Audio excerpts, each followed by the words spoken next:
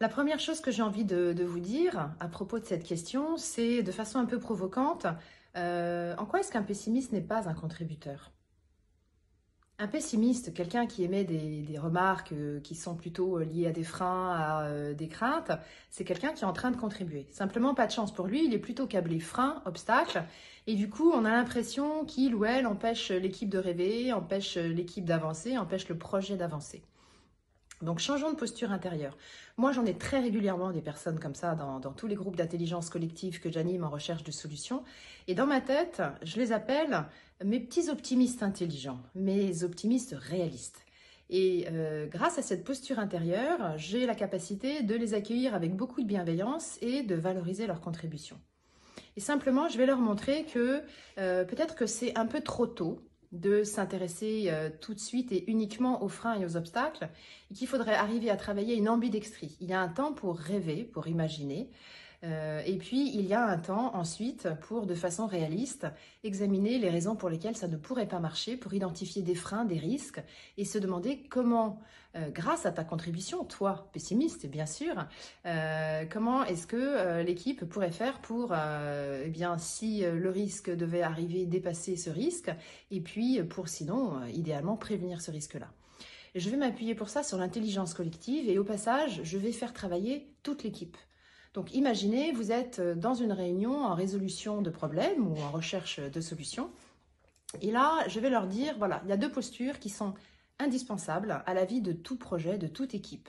Il y a la posture qui consiste à imaginer des solutions, qu'on pourrait qualifier d'une posture de divergence. Elle va reposer sur l'imagination et on mettra de côté tout jugement.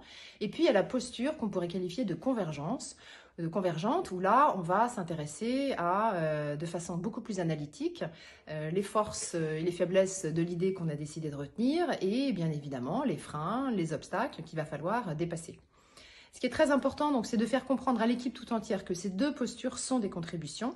La contribution positive, ou qu'on pourrait qualifier d'optimiste, qui est on cherche les solutions sans se soucier trop tôt de leur qualité, de leur faisabilité ou de leur viabilité. Et la deuxième posture, qu'on pourrait qualifier de pessimiste ou de réaliste, qui est à propos, au niveau de la mise en œuvre, quels sont les obstacles et quels sont les freins.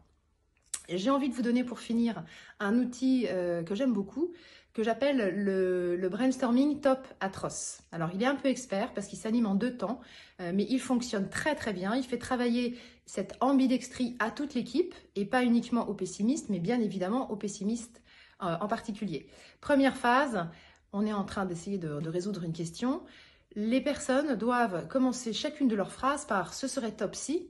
Et là, on se projette dans un rêve. Et ce serait atroce si, et là, on se projette dans un cauchemar. Donc, résultat, vous avez une liste de ce serait top si, et ce serait atroce si. Et dans un deuxième temps, vous allez exploiter cette liste.